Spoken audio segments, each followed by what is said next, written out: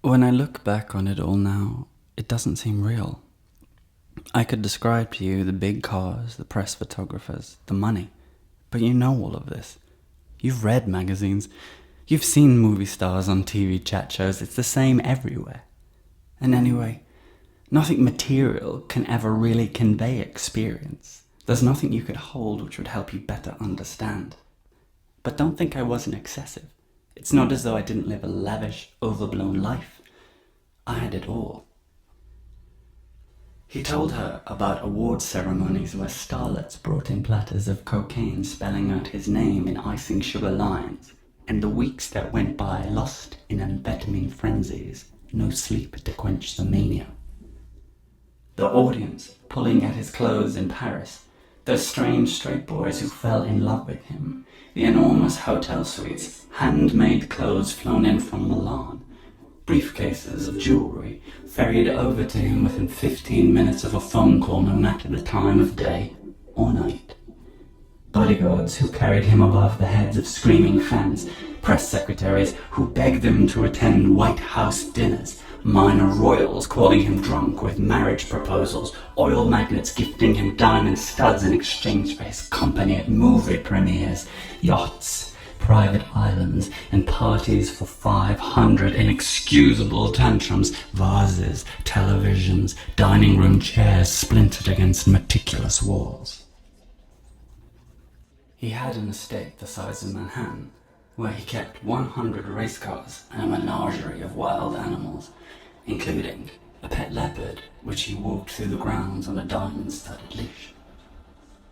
And every weekend, a staggering, endless parade of supermodels, opera singers, politicians, financiers, dignitaries, celebrities, novelists, sportsmen, and courtesans jetted in from the four corners of the globe, abandoning their parliaments, their movie sets, their family obligations for 3 days of rock excess which would have put any Roman emperor or Renaissance pope into the shadow of history.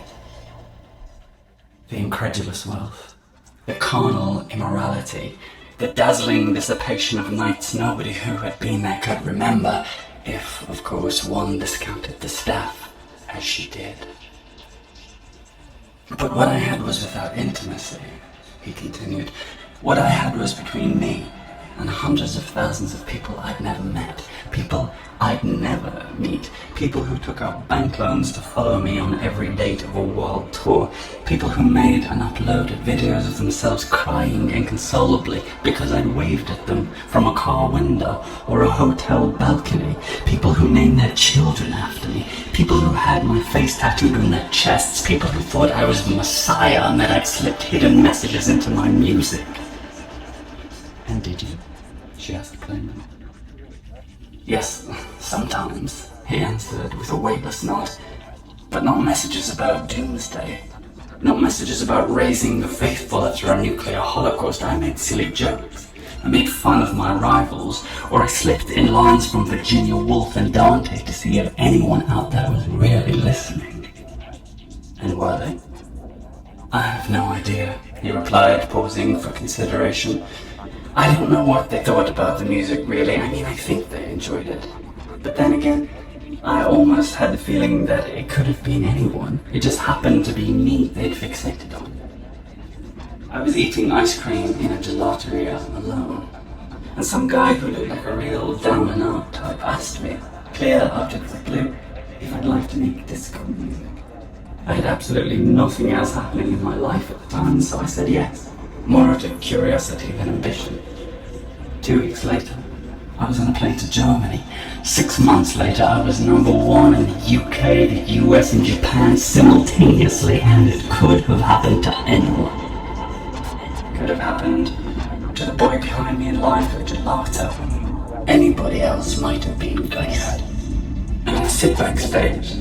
Someone doing my hair, someone doing my makeup, someone rubbing my shoulders, hearing 10,000 people chant my name, and I think, what if tonight's the night? What if this is when it gets ugly? You know? Like my John Lennon moment.